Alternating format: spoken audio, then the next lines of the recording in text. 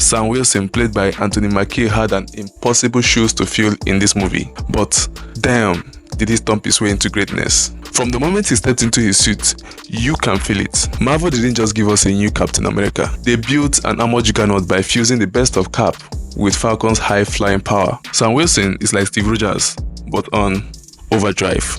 And the funny thing is that he doesn't have a single serum in his veins. I watched Captain America Brave New World on Thursday, and trust me, there's a whole lot to unpack here. So let's talk. Was this a triumphant return to form, or was it just another Marvel misfire? You get to know in the next few minutes. Now, if you've been here before, you know how we do it. No sugarcoating, no fluffs, just my honest thoughts. And at the end of this video, I'll be rating the movie out of 10. So stick around to the end to find out where it lands. Let's begin with what stood out for me. This film feels like classic Marvel. It is grounded, intense, and also gives off these early Marvel vibes.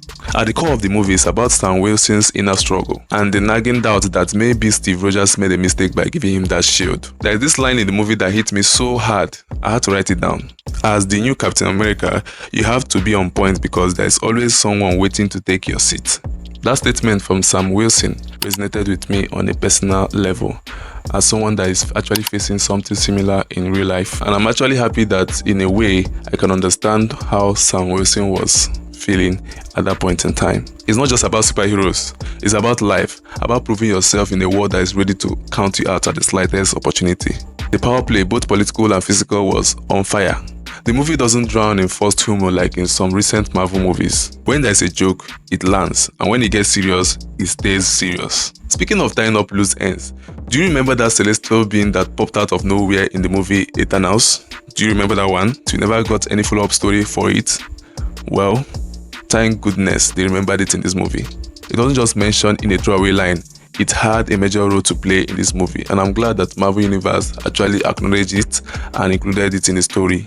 Oh, and we have a new Falcon now, played by Danny Ramirez. Captain America's fight sequences, chef kiss. The aerial combat in this movie is stunning, and Sam's mid-air acrobatic makes for some of the best action sequences we've seen in a while.